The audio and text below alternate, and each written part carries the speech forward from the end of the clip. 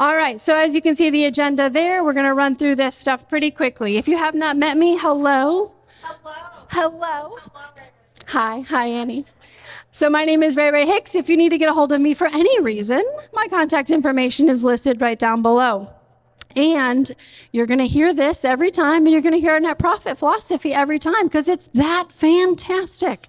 So what we do here is we bring together the movers and the shakers. So a little bit different approach this time. So a mover and shaker, what is that? Well, you're sitting in the room. We thought it'd be cool to kind of let you know what exactly that means in our opinion. An influential figure driving change. Raise your hand. Are you an influential figure driving change? Okay, no, I expected more hands. Okay, we'll try the next one. How about if you are shaping industries? Are you working on shaping your industry in one way, shape, or form? All right, a little more boldness. Okay. And how about if you are making moves with bold decisions and impactful action? Every hand, I want to see it. Alexi, hand. Yep. Okay. All right. Awesome. And a big thing is you're here, right? And ideally doing all of those things while you're here. So how do you become a mover and shaker? Good question. So by embodying that net profit philosophy. So of course, we're going to go through our net profit philosophy. Everything we do here at AVL Meetup is in regards and relation to the net profit philosophy. And if you think about it, really, as we get into this, there's not a business issue that you have that you could not solve with doing one or all three of what we embody with a net profit philosophy. So networking, right? So networking is huge. That's what you're doing here. So whether it's building relationships, working on your communication skills, staying top of mind, or looking for that lead, which we're super excited for our lead gen panel tonight, but you can do that with networking. Education, another key piece. How you stay educated on what's going on in your industry is super important, but also what else are you doing? Are you reading books? Are you listening to podcasts? Are you doing things with other people within the community to grow that education? Again, a business issue, if you had one, education might solve it. And transactions, the goal of all that is transactions. If you partner networking, education, plus equals transactions. So that's what we promote, everything we do, one of those topics. So obviously networking, you're all here. Let's poll the room. How many realtors do we have? We're getting our arm workout tonight, guys. All right. And investors, who do we have? Look around. All right, exciting, got quite a few. Let's partner up. And next, lenders. How many lenders do we have? Okay, I see some more on this side. Over here, guys. This is where the money's sitting. Money's sitting here. And how about service providers? Do you provide service for real estate? Okay, couple hands here. Wonderful. And NREPs, if you are a non-real estate person or peeps. All right, so if you haven't met whoever's hands are up, let's get engaged. Let's find out what they do. Let's help each other in business and work on those transactions. So I saw some of y'all taking pictures. Tag us. So we want to stay engaged with you and, of course, you with what we have going on. Next, education. So we have dedicated over 3,800 hours towards educating our local community, of course, of real estate. And we love our realtors, all of the real estate providers, but we also want to encourage entrepreneurs to come here, which is why you've seen an interesting array of topics kind of arise as well, because we want to educate the community of professionals as a whole. Did I say welcome to AVL Meetup? And next, of course, transactions. So everything we do, again, focused on that end goal, which is why we're here. So if you have done a deal with someone in the room and met them here at AVL Meetup, can you raise your hand for me? Okay. Raise your hand if you haven't. Okay, I want to see all your hands up for this question next month. All right, poll the room, walk around, talk, all right? And help us help you. So how we can do that is by leaning into the AVL community. There's something new coming. Woo! All right. So community. You can tell I like definitions, right? So community is a feeling of fellowship with others as a result of sharing common attitudes, interests, and goals. So there is the business perspective, which is what we're here for, right? As I mentioned, the net profit philosophy. However, there's something to be said about a fellowship on a personal level. There's something to be said about building relationships a little bit deeper than, hey, how are you? And that's what we really want to target moving forward, is how can we build those relationships where it's not just a one-night thing where we just talk about our business, and helping each other with that is important. However, we want to do something with you guys on a separate level. So the votes are in. It looks like everyone voted. If you didn't check in, you didn't get a vote. So trivia night at Barley's or Convo and Pool. There's pool tables there. We're going to have some great conversation. So Wednesday, May 29th, I'm going to move out of the way. You guys take a picture. I expect to see all of you there. Every single one. I'm making eye contact right now, so you know I know you're here. So you know I want to see you there. All right? Okay. So Wednesday, May 29th, 7 to 9. This should be a great, great night. So basically, community, like for real is what we're looking for. And it is in motion with our first event. So I really hope to see you there.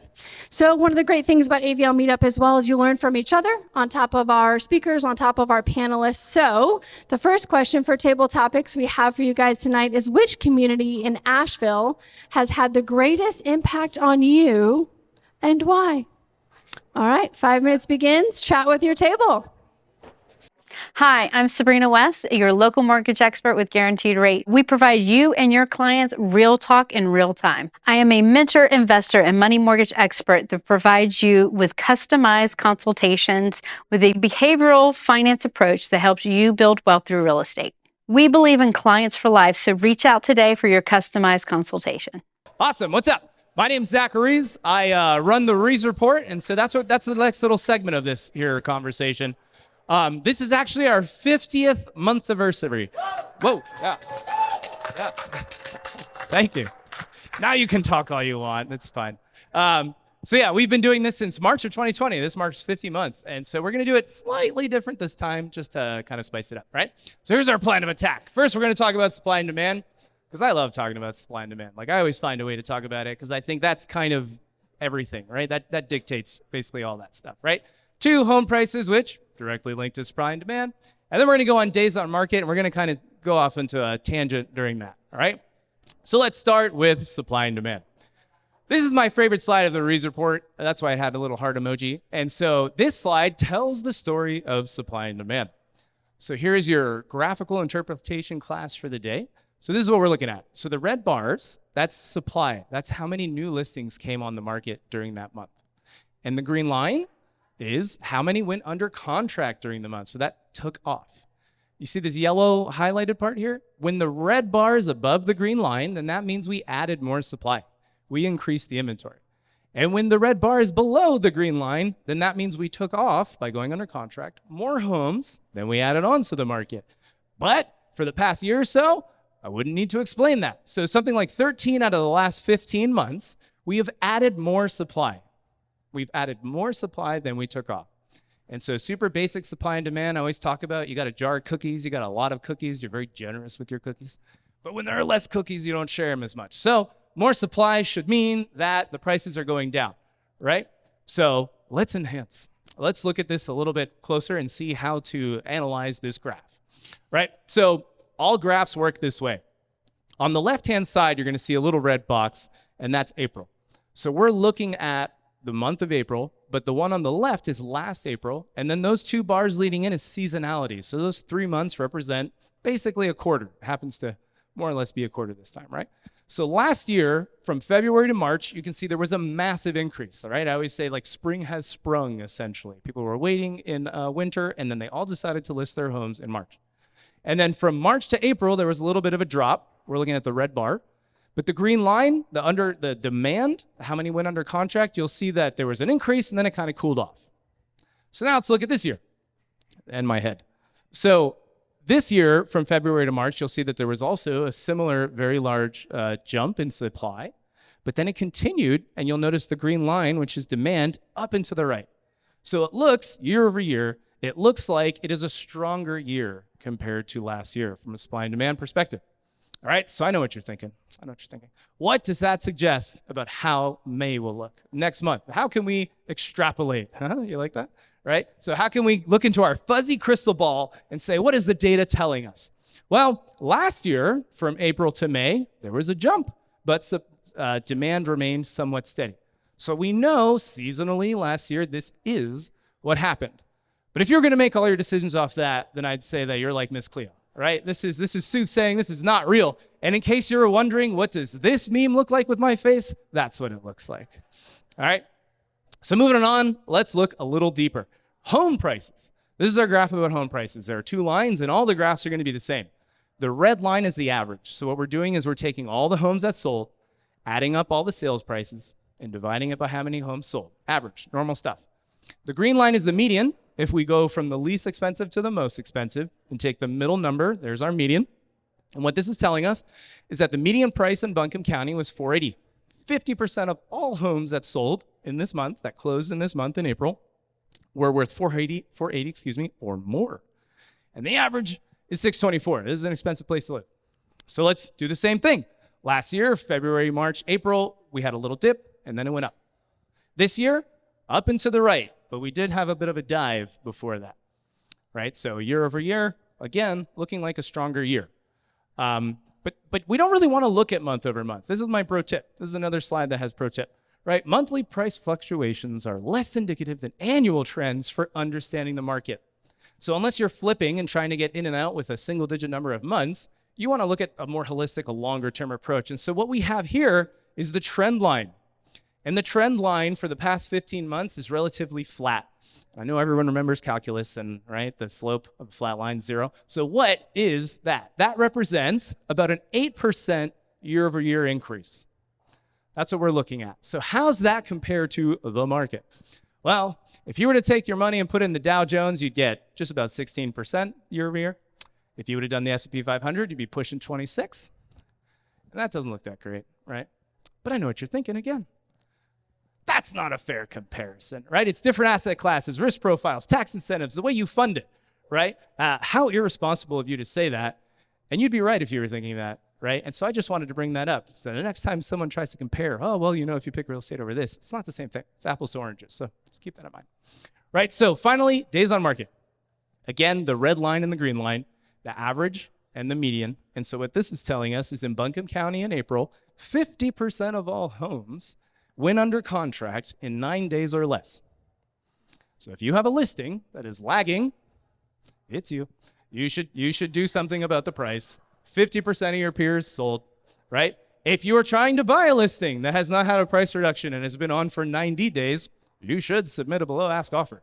Use this data to your advantage. That's one of the ways we do it. But who's ready to dig in, right? Let's really look at the data. This one we're gonna have fun, I think. So one of the things, the at-a-glance slide, this is the first 3 slides of the Ruiz report. Once you kind of know what's going on, you just go there to see what's changed. We're going to read this at the bottom. Home sales, which are closings, increased in April. Just remember that many of those homes went under contract in a previous month. Something I talk about a lot, but I thought I would spell it out here. So this is our contract to close graph. Talk to your lenders and closing attorneys. They'll give you a better idea. But if you just take all the data, it looks like between, call it 50-ish days, right? From the moment it goes under contract to the moment you're either getting the keys and moving in or cashing that check and moving on with your life, right? So let's call it 2 months just for fun because it's easier, right? So I decided let's stack the graphs. What happens? So we've got home prices on the top, days on market on the bottom. Can we find a pattern? So this is what it means. If a home sold in November, it closed in November, it went under contract 2 months before, which is September down here, right? That's how this works. So it closed, because our under contract days come from those homes that went under contract in that month. That's why it's accurate data. And then the closed is the ones that closed, but there's that 60-day gap we talked about. So there you go. So homes that sold in December, days on market for October, January, November, right? 2 months lag. So prices came down and the median days on market went up. All right, so that was my first finding. Dear reality, thanks for removing my awesome hypothesis. I thought it would go the other way. It's not how it went. So maybe there's a relationship with interest rates. I thought I'd look into that. So the homes that sold in November, they had the rate, they locked in September or a little bit earlier, right? So let's do the same exercise, but I'll spare you the slides. There is no hidden pattern here either. This is an actual picture of me trying to save face, basically. I was like, these are great ideas. Wrong. But there is an obvious pattern. Look at this. So price rates seem to rise and fall with the same 2-month lag. Look at the shape. It's like the exact same shape. It doesn't really make much sense to me. It doesn't really make much sense to me from a data perspective. Let's talk about it later, but I got to move the show along. So I know, again, you notice the black screen's like a sidebar. I'm talking to you. I know what you're thinking, right? Why didn't you scrap this presentation? Like, obviously, you found nothing. This is silly, right? So turns out that we're all reading this book right now. It's called Great by Choice. It's the guy who did Good to Great and Built to Last, if you're familiar with Jim Collins. And so they have this thing that these 10x companies, these companies that had comparable companies that were just as successful, but they somehow made 10x better. The one thing they focus on is empirical creativity. And so I grabbed a quote here to make myself feel better. 10xers appear to have no better ability to predict impending changes in events than the comparisons. They aren't visionary geniuses, they are empiricists. So why do I bring this up? Whether you're investing for yourself, and it's in green because you should all be investing for yourself, or representing clients, we need less of this, right? Don't predict the market. Like, you might be right, but I mean, if people could predictably do that, they wouldn't be here, all right? You need more of this. You're the captain of the ship looking at the data, assessing the scene, and stewarding your vessel as well as possible. All right?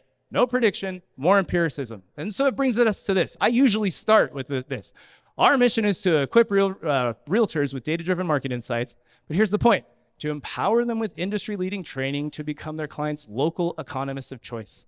We're talking about leads tonight. How do you gain confidence in your leads and your clients? Know the market. My assessments were wrong, and I proved it. So now I can talk about that a little bit more intelligently, right? So if you want to learn to interpret charts like that on the house, please enjoy the training for free, ruizreport.com. There's a video for every graph, so if you thought that was fancy, you'll know exactly how to do it with your clients or for your own investment.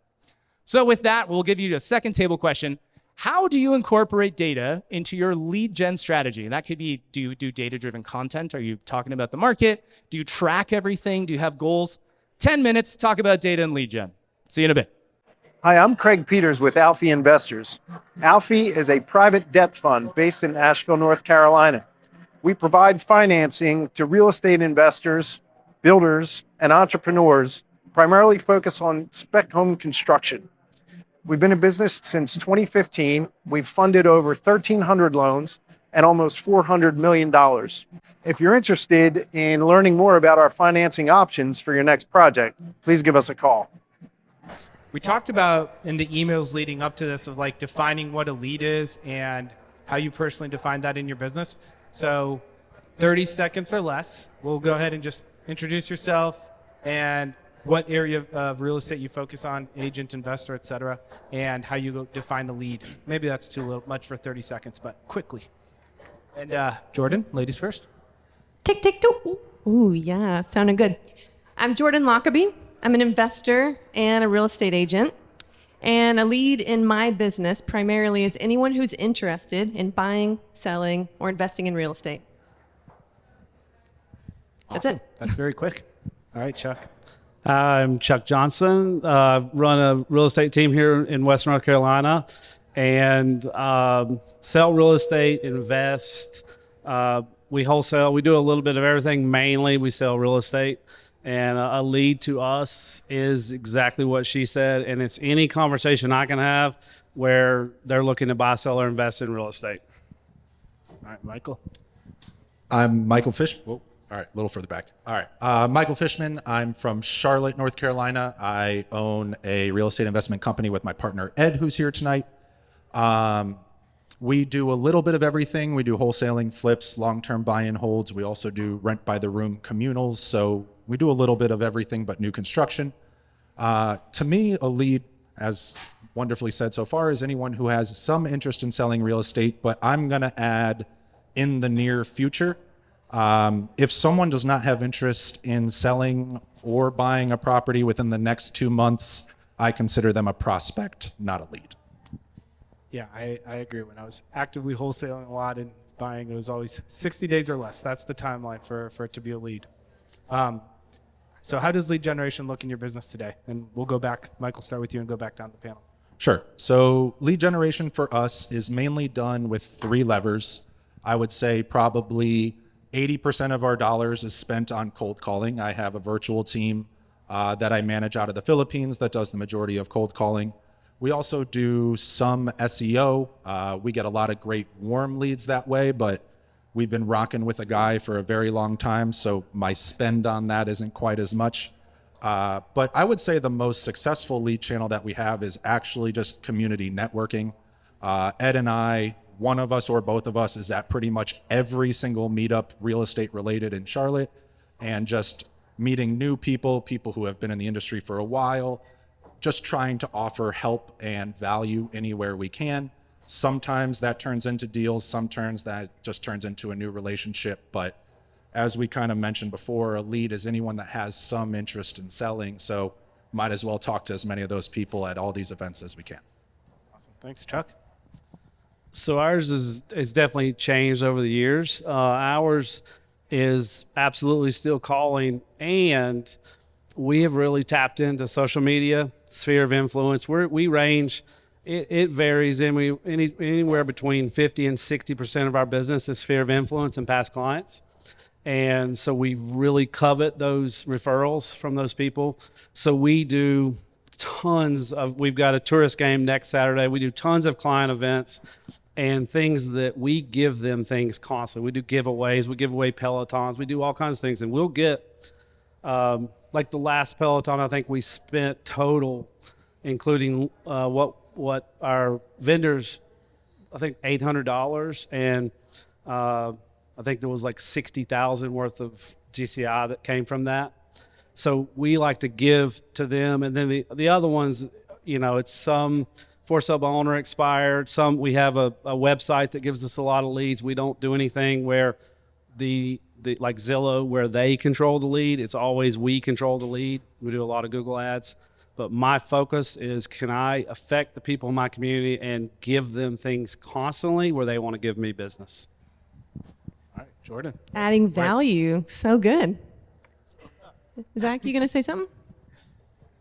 What's communication here, but Chuck was talking about social media, and so we had to point out he was our first speaker we've ever had put money behind promoting that he was coming to an event on social media. So. Yeah, we've had over 70 speakers now, and this is one of 70 plus that was like, you know what, I'm going to advertise when I'm speaking. Come here that I'm a subject matter expert on this. So we wanted to shout that out, and I mean, you just talked about it, so. That's putting your money where your mouth is. Yeah, literally, right? So. Hence the reason.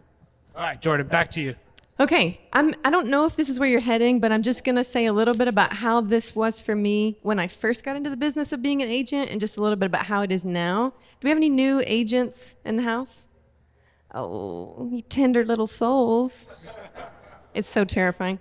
When I first got into the business, primarily my leads were coming from Bigger Pockets and the investor community here. Any BP nerds? Oh yeah, what's up?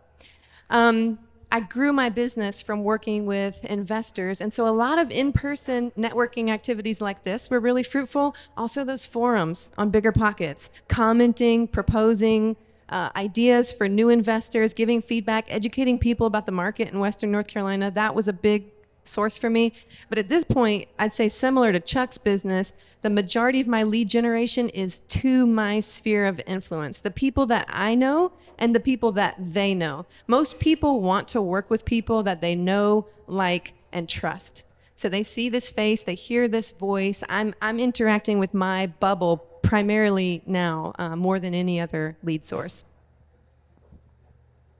Awesome. So we'll head back. And so the next question is about KPIs, key performance indicators. What are you guys tracking? How often do you track it? Is it daily, weekly, monthly? If you could kind of break down the data component of your businesses. I like data. I'm like you, Zach. We could just nerd out on data. At this point in my business, real estate as a broker or an agent, it can be very predictable. In that, in my experience in 4 years, I'm still a newbie very much in this industry. But what I've found over the last 4 years is if I set an intention for how much income I want to make in a year, I now know I can backtrack that and say, I now know that it takes me approximately 20 contacts to set an appointment with a buyer or a seller. So if I have 20 conversations with somebody, it generally yields me one buyer consult or a listing appointment. For buyer consults, I typically sign and get under contract about 80 to 90% of the buyers that I ever have an appointment with. For listings, it's about 60%.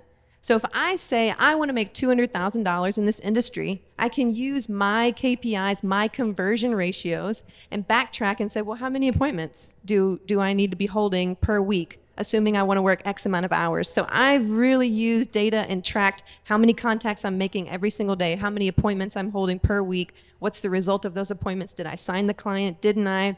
And then I now have some historical data to know what my conversion rates are. How long did it take you to get the historical data to actually be able to use what you were tracking? Keller Williams, it's a cult. I'm just going to tell you. Now, Keller They Williams. say it's a culture. Right? Oh, it's That's a their- culture. Keller Williams is a great organization in a lot of ways, but one I like is I didn't reinvent the wheel. When I first started, I didn't have any of that historical data, so I made some assumptions based on other people in the industry. At this point, once I was 6 months, 12 months in, I started using my own conversion ratios, and guess what? They get better. Okay, I can sign 80 to 90% of the buyers that I meet with and 60% of the sellers that I meet with because I have more experience. They were much smaller conversion ratios, 2.5 years ago.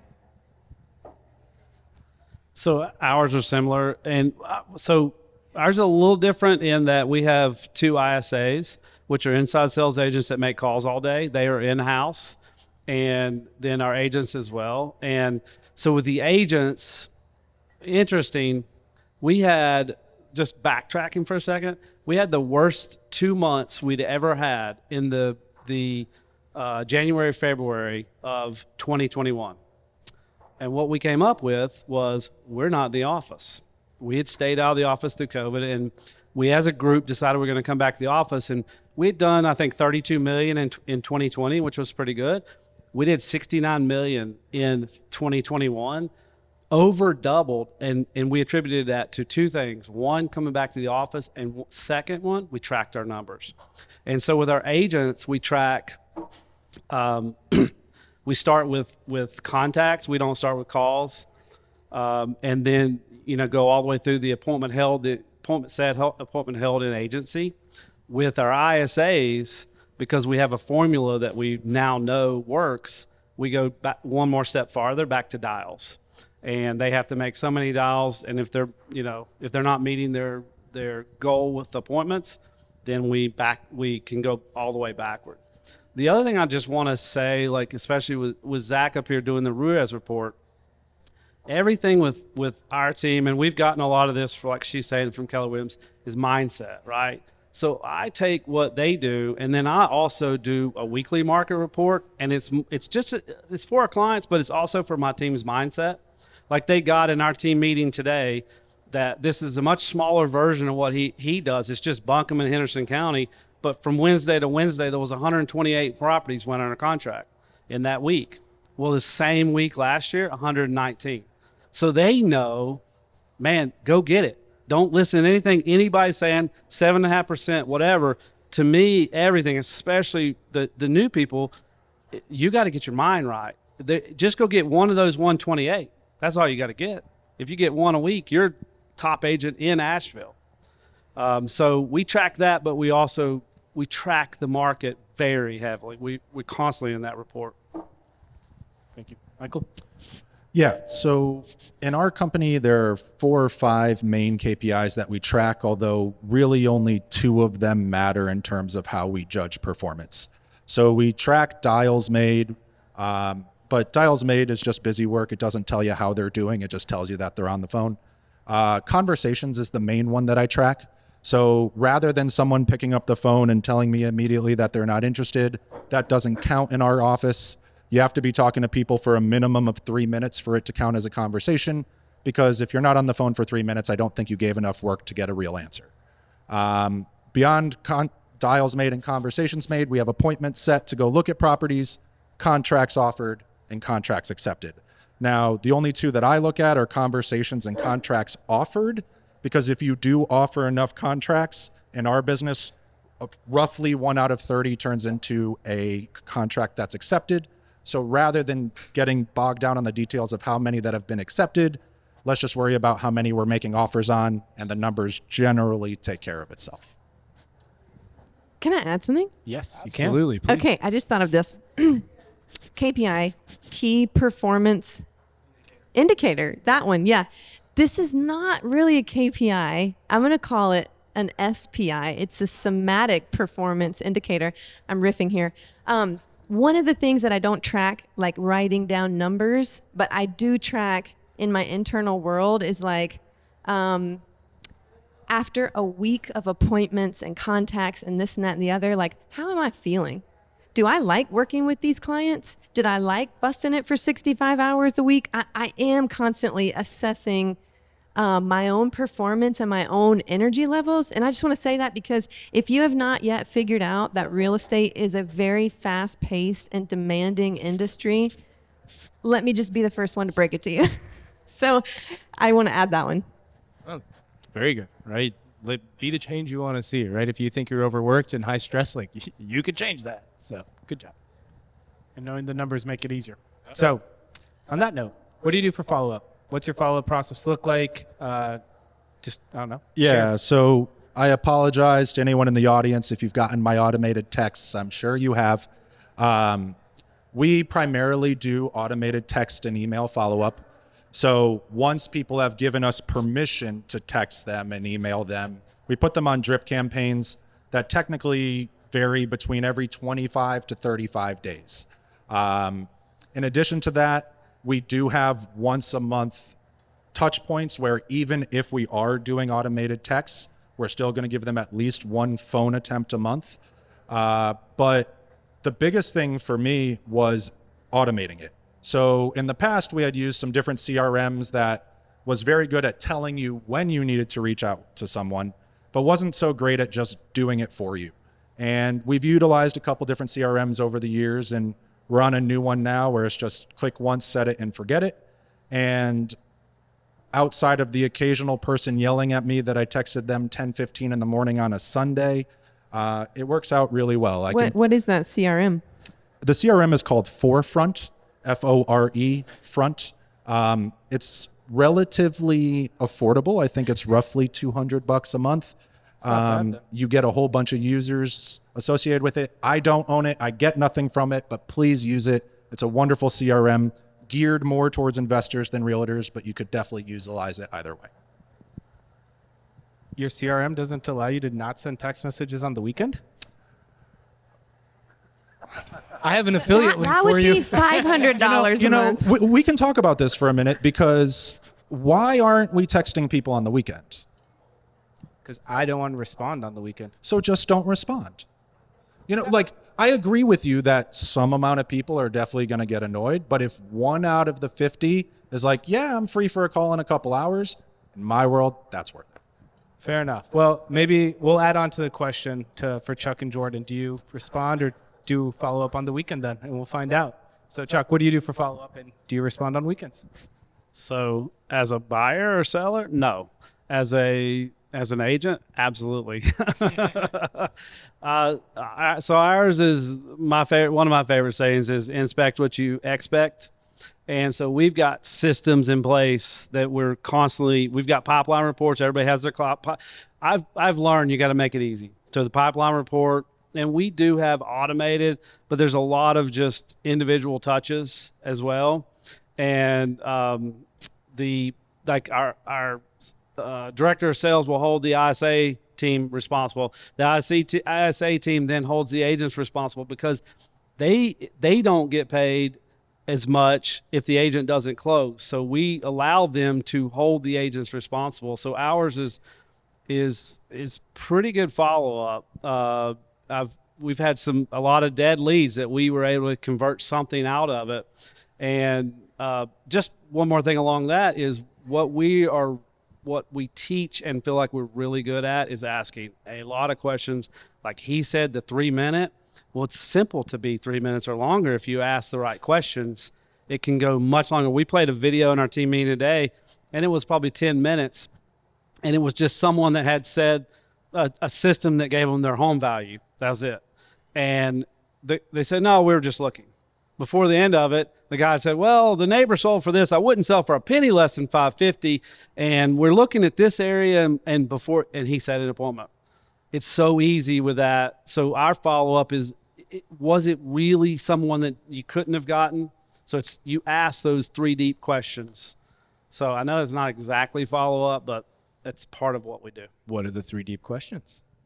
So the 3 deep question would be based on what and it could. We role play it. You and I can do this. Sure. We hello. script and rotate with my team 5 days a week, every single week. So I'm the person who I clicked the button and you call me and I say, no, I'm not interested. I just clicked the button. Yeah. So are you, and so I'll just do it. But if you're not interested at all, I'll figure that out pretty quick. So what were you looking, what did you think about the value? I mean, I thought it was just completely off. You know, I mean, we bought this house 5 years ago, and I know it's got to be worth more than 450 today. So I'm not interested in that value at all. Yeah, I totally understand. So the cool thing is it's like a really cool software. It's a computer model, and so it could be off, but here's the really cool thing. I can go in and I can manually adjust. Can I ask you a couple of questions? Like, have you remodeled your house at all? Yeah, we did. Yeah, we spent the last year remodeling it. Oh, what all did you do? We did new kitchen, 2 new bathrooms, and we expanded the deck on the back porch. Nice. Okay, so the computer model will for sure not know that. So that's going to make a big difference. Did you add any square footage? No. Okay. So what are you thinking on the value? I mean, I don't know. I see so much in our area that seems like it's way overpriced. So 450 seems totally unreasonable, but I mean, maybe 850 is possible with the market the way it is, you know? Yeah, I understand. So if you were to get 850 and someone made you an offer of 850, would you accept that? I mean, why? Do you have somebody?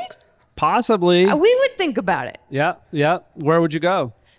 Well, okay, I think we So I can can end the just keep example, but going. this is how it happens. You just get people talking, and A round of applause for the role play. Thank you.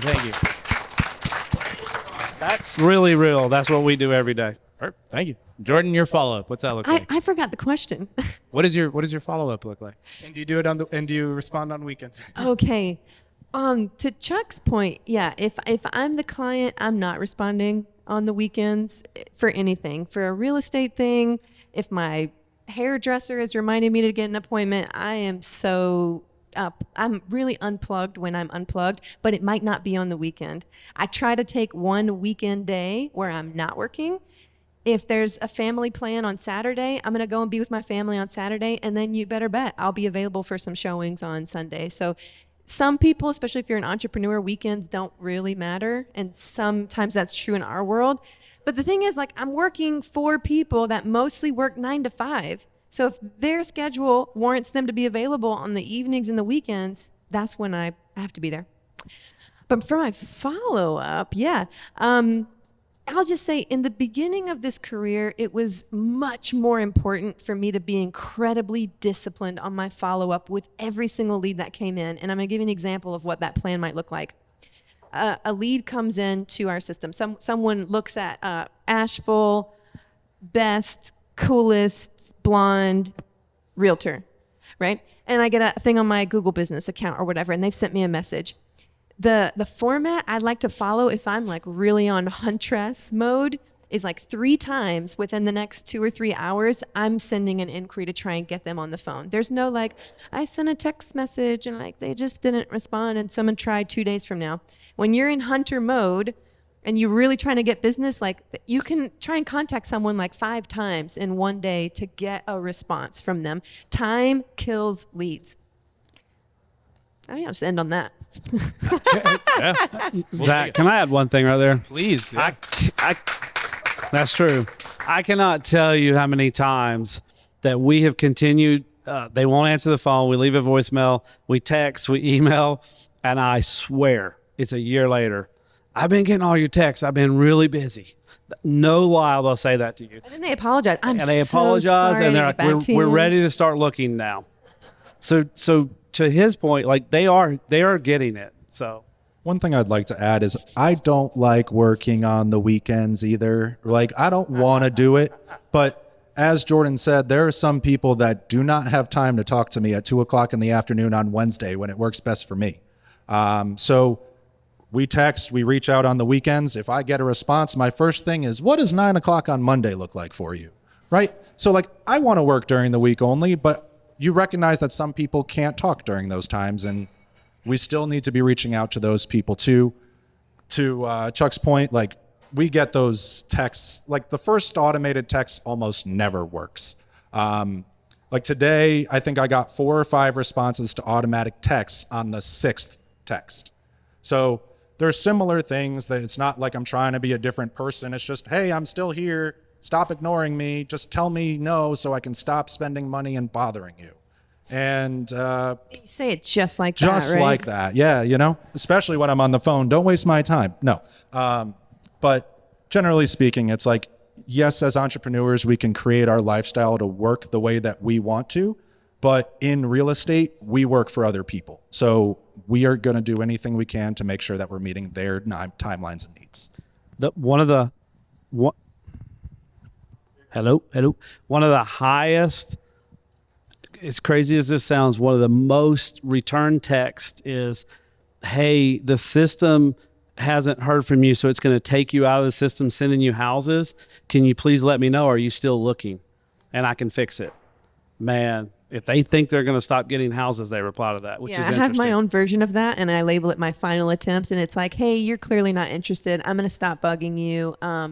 Best of luck. And they're like, because you're like pulling away. Yeah, mine is clearly you've given up on trying to sell your home.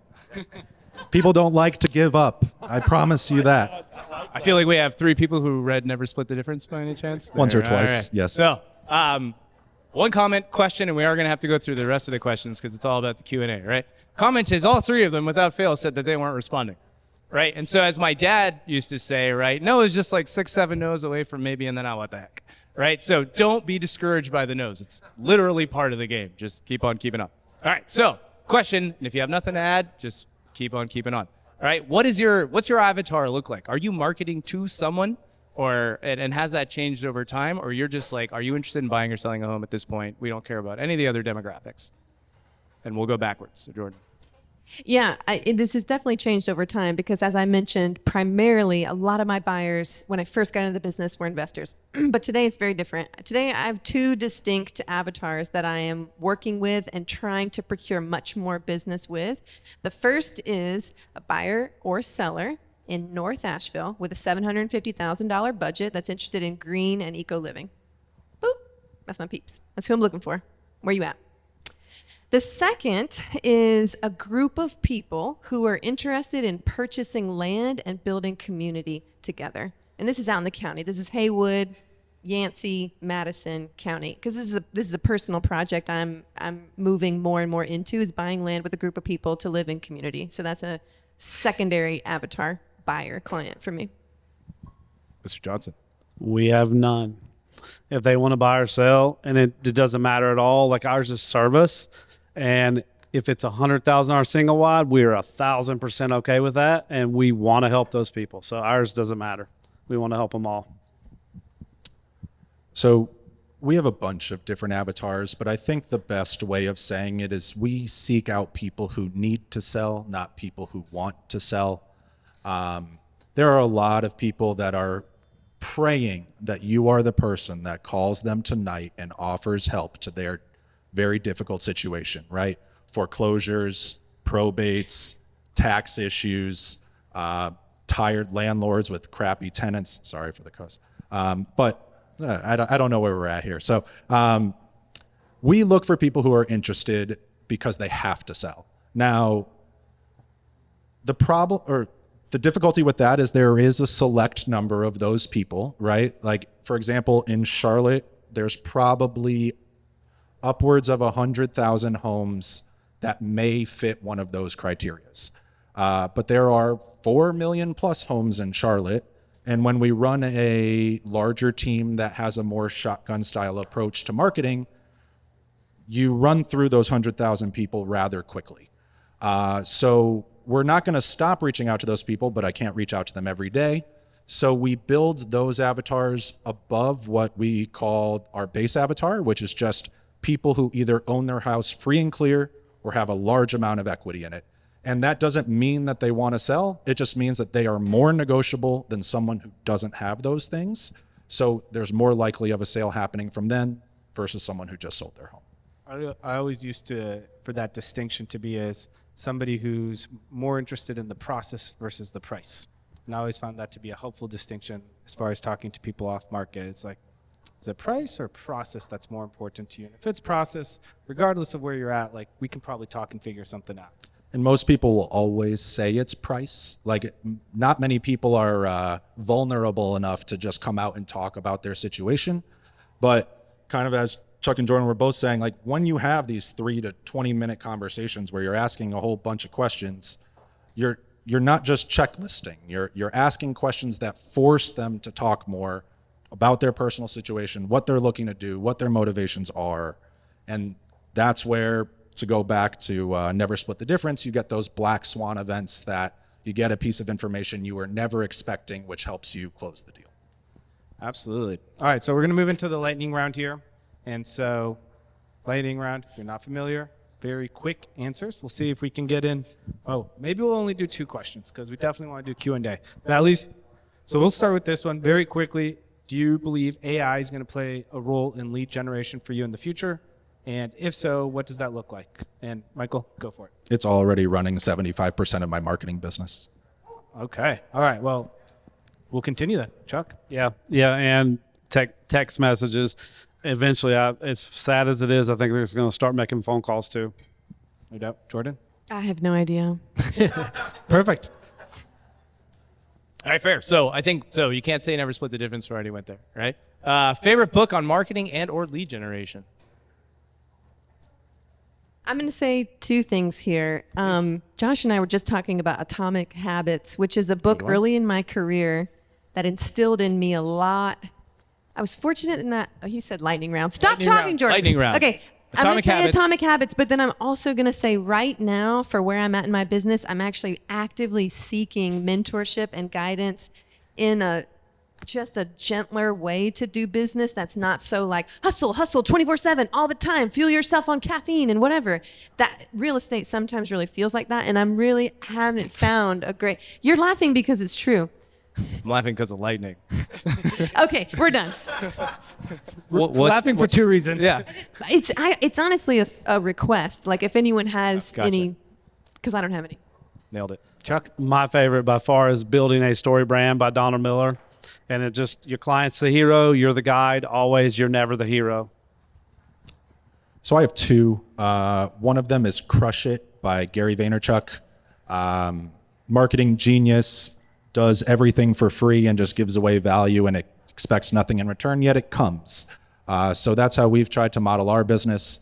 The other one that I would say is not a marketing book at all, but it teaches you how to be an expert entrepreneur to help you close more sales, which is called The Go Giver, and that is by a guy named Bob Berg.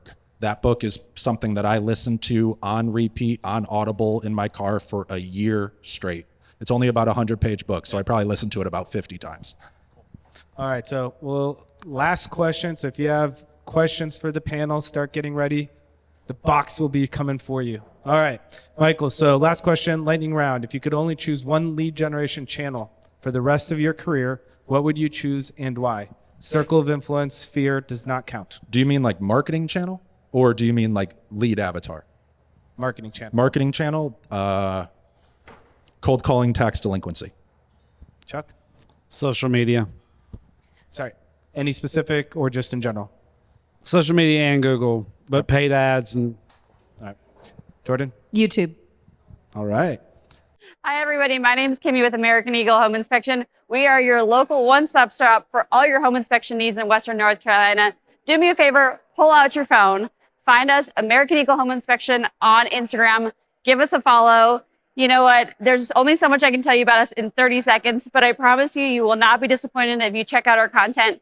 It's very entertaining. It's going to tell you all you want to know about us. So check us out on Instagram, and we'd love to be your one-stop shop resource for your home inspection needs in Western North Carolina. Check us out. Who's got the first question? Raise your hand, stand up, and I will toss you the box. In the front. Look alive. Here it comes. Should be. Is this a microphone? Hello? It is a microphone. Hey, Michael, I got a question for you. Go for it, brother. So you said 75% of your marketing team is run by AI. Can Yep. you just elaborate a little bit on that, please? Of course. So we're not at the point yet where we're using AI chatbots with my own personal voice to be calling out to all the people so I don't need to hire VAs anymore, right? Like that's coming. That's probably less than a year away. But in terms of creating marketing ideas, right? So every single text that is sent was created by ChatGPT, and I just implemented it into our CRM. So we do a once a month meetup down in Charlotte, but we also do a once a week meetup, which is a little bit more education rather than speakers that Ed and I host. So 52 weeks of that, ChatGPT came up with every topic that we're ever going to discuss on that.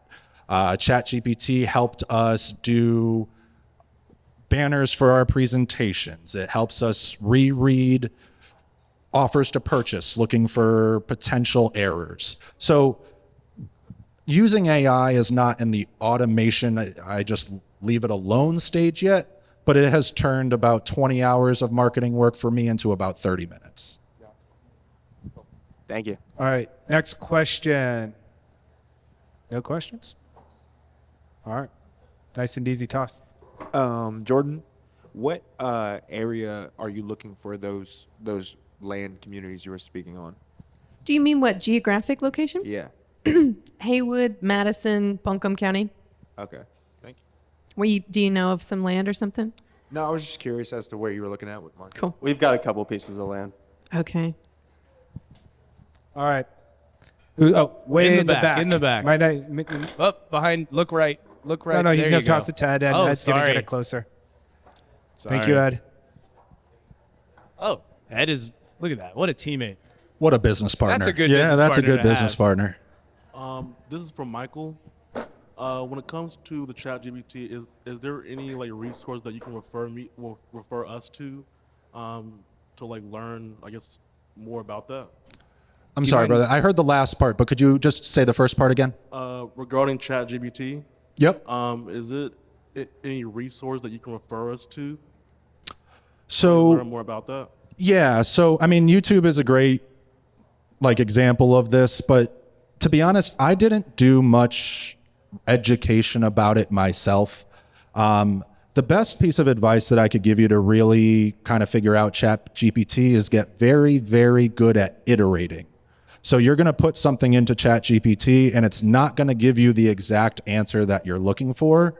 The best way to get the best answer you're looking for is to ask the same question again in a different way and have ChatGPT continue to spit out answers until you get one that you want. Then when you get the answer that you want, you're going to ask ChatGPT, little gem here, this is the answer that I was looking for. Can you give me the perfect prompt to ask you next time so I get this answer the first time? And it gives you way too long prompts, but just get a Word file, copy, paste them, put your little sections in there, and you're off and running, brother. Thank you. Of course. Hey, I just want to say it doesn't matter your age either. Like I use it just as much as he does, it sounds like, and you feel like you're bothering it. Like, well, okay, can you, that was too fancy. I don't talk like that. Rephrase it. That was too whatever. And you may do that 6 times. You're, oh, that was perfect. If anybody's ever asked it to give you a description of a listing, it uses words I don't use. Right. And you just have to say, I don't talk like that. And then you ask what he said or something similar. And then it changes your life if you're not using it. One other thing I'll quickly add with ChatGPT is it can be your own sales manager. So if you're unsure or you're a little new and you're not sure how good you're doing on calls with clients or prospective clients, make sure you're using a phone that records the call, right? There are plenty of softwares out there. Most of them can be as cheap as $25 a month, but make sure you're using a phone that records your call. Once the call is done, download the transcript of your call, upload it into ChatGPT, and just ask it, what are the 3 best things I did? What are the 3 things I did decently? And what are 3 things I need to improve on? I have my VAs do that for 3 calls every single day. So it also has taken a lot of work off my plate because I used to do that with them. So use ChatGPT. That's a great idea. All right, who's next?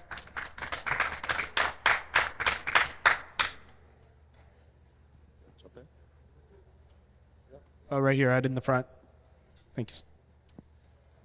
So mainly is focused towards Michael and Chuck. I guess maybe Jordan use texting as well. But as far as regulations have gone down the past couple of years, how does that affect y'all's business for lead gen? Sure. So texting and ringless voicemails definitely scare me a little bit. Do you mind giving some context for the regulations? Yeah, before you answer sure. About the regulations? So basically, more or less, a lot of the cell phone carriers have come under a lot of fire over the last couple years because they've been allowing people to solicit uncontrollably. I think all of us have gotten that extended car warranty commercial constantly on our phones.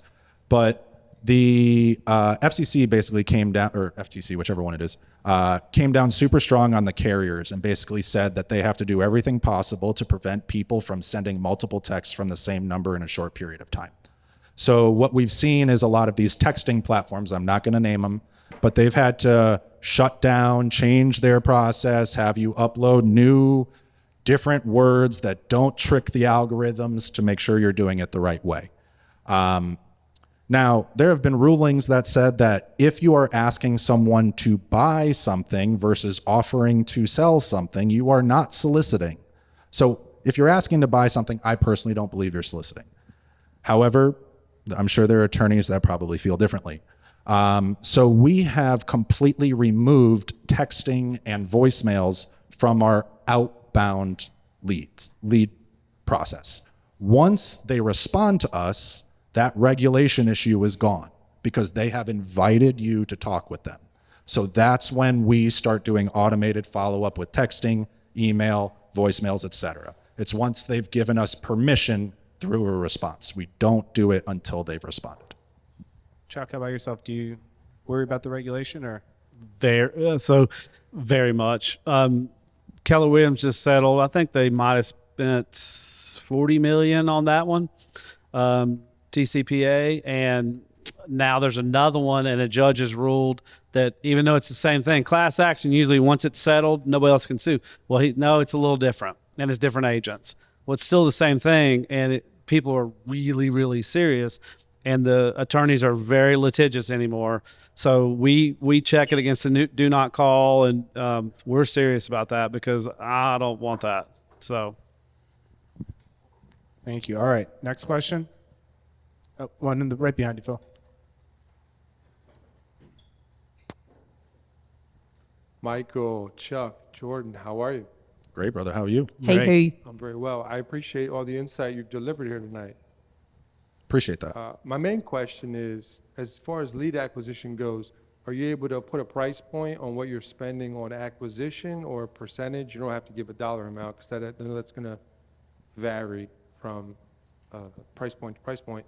But if you could narrow it down, because I think it's very important to isolate what your percentage of return on investment is for your actual acquisitions. And I know Michael's spending, he said it was about 80% for the cold calling, but we didn't get much from Chuck or Jordan. That's all. What is your marketing budget allocation, essentially? Both. I mean, you have to analyze what you've spent versus your ROI. So what are your results for your acquisition based on whether it's your payroll, however you would pigeonhole it. Can I rephrase that in a different way, maybe to get to the same place? So what type of return are you getting? If you're spending $2, are you getting $4 back? Are you getting $6 back? Are you getting $3 back? Is that roughly where you're getting at, Mike? That's correct. Yes. All right. So with us, we use a company that manages our leads, and then I was fortunate enough to meet a guy that's top 20 in the country in real estate sales, and he manages all his Google ads, and he's producing over 50 listing leads a week through Google.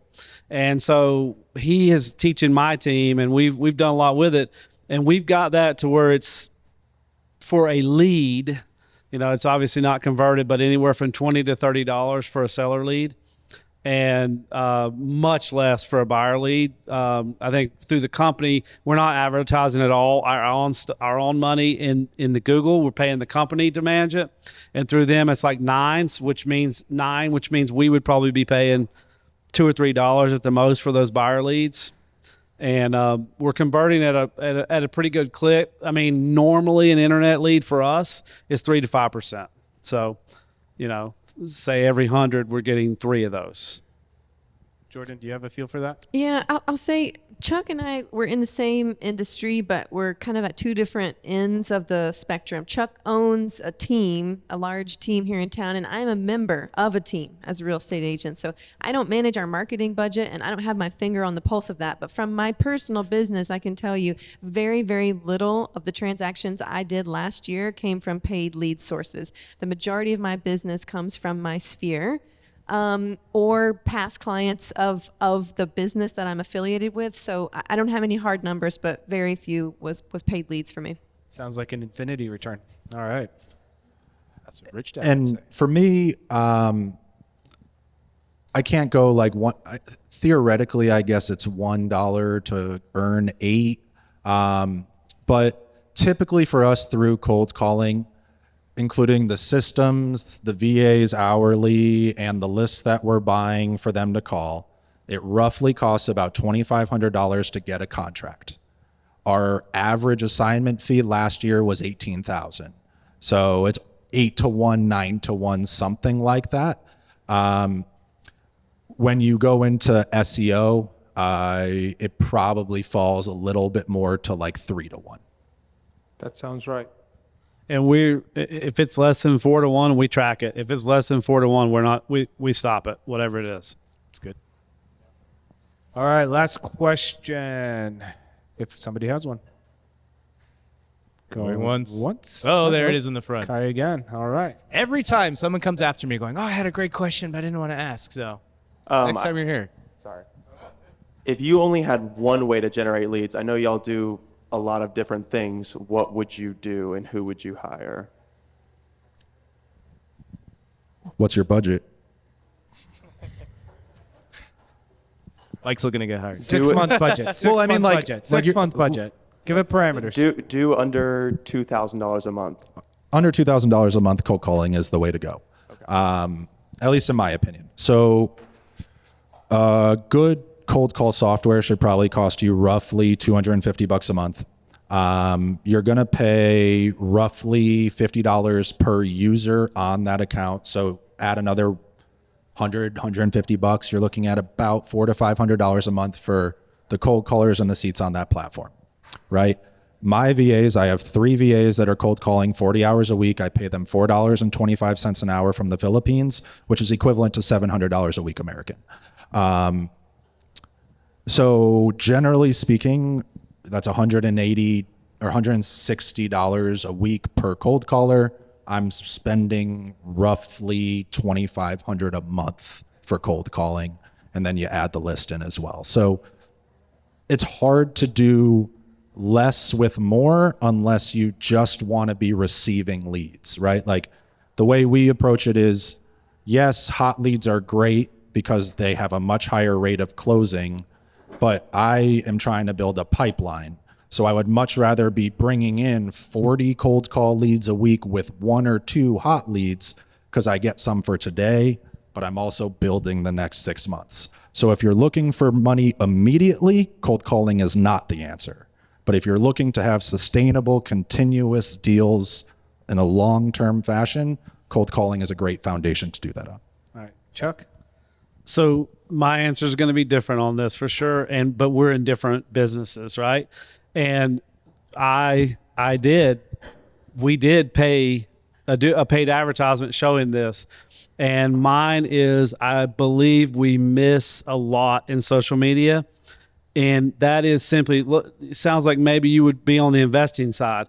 What if every day, every single day, you told a story, the story brand, you told the story, and then you told the success and said, I helped Miss Smith and whatever. And what if you just partnered with him and it was his stories because you didn't have many yet. And then people, oh, what's your name? Kaya. Kaya. Okay. Kaya. So hey, Kaya, I got a deal. Like, you're still buying, right? And all of a sudden those come.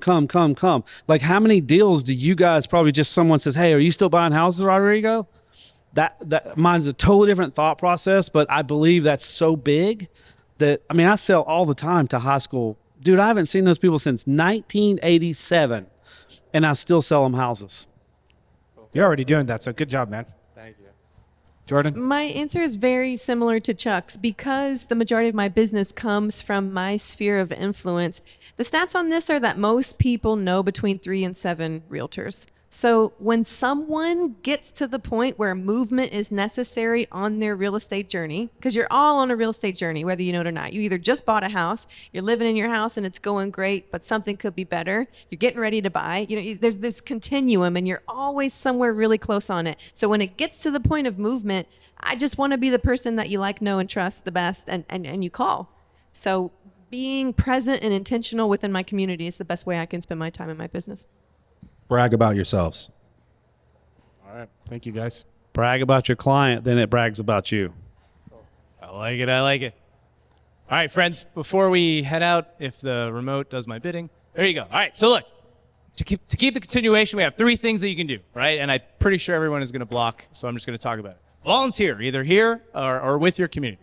All right, if you want to volunteer here, when you sign up, you hit the button, you can pick what you want to do, and it's either set up, tear down, we got some people helping us right now, facilitate, talk to people, or the welcome table. All right, 2, invite a friend. More people, more better. We like that. Then 3, make sure you win between meetings, which we're starting to talk about. So watch something to expand your mind, invite someone you think could benefit, and then network to help grow your sphere and influence. All right, coming up next is the power of community. Yeah, so we got the Women of Power and the Digital Nomads going to be talking next week. And so, or next month. Woof. Time flies though. So come on out for that. Also wanted to say big shout out to our sponsors. We got Guaranteed Rate, American Eagle, Home Inspections, and Alfie. They're doing a raffle back in the back, so make sure to check it out. She's waving her arms right now to know where to raffle at. As always, I promise to get you out of here, you guys, at 7:30. So 7:30. Have a great evening. See you all next month. Big round of applause to our panelists, please. Do some marketing around.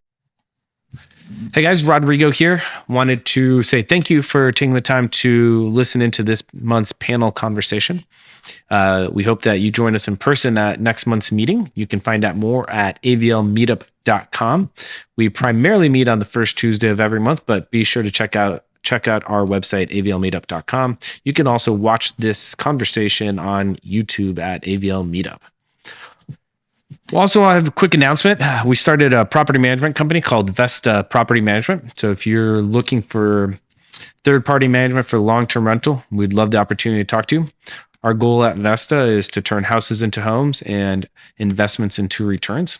If you're looking to work with a third-party management company that will allow you to have peace of mind and experience freedom around rentals, reach out to us. We can help make that happen for you. VestaPM.com. What's going on, everyone? Zach here to close it out before you sign off for the day. If you liked the data-driven portion of today's meetup, then I'd love to take a moment to tell you about the Ruiz Report and REMC. If you're a real estate professional, then you know that you should become the local economist of choice, but you're probably unsure of how to learn the skills required. That's where the Ruiz Report comes in. We offer customized market reports to promote your business, training videos so you learn how to interpret the market data, and monthly quizzes to keep you sharp. Learn more at ruizreport.com and sign up for a free account to watch all of our training videos at no cost. If you're more interested in the live data and some data and analytics dashboards, then I highly suggest you check out remc.co. REMC is the first of its kind data and analytics dashboards for the real estate industry. Now, you have to be an active participating member of the MLS in order to sign up, but it is unparalleled data on every market participant, whether that's an office, a listing, or one of the realtors. Again, you can find out more about REMC at remc.co. As always, thanks for listening, and we hope to see you at one of our next meetups. If you can't make it and you still want to be part of the movers and shakers, then sign up for a free account at avlmeetup.com and get yourself into our member directory. Thanks again. See you next month.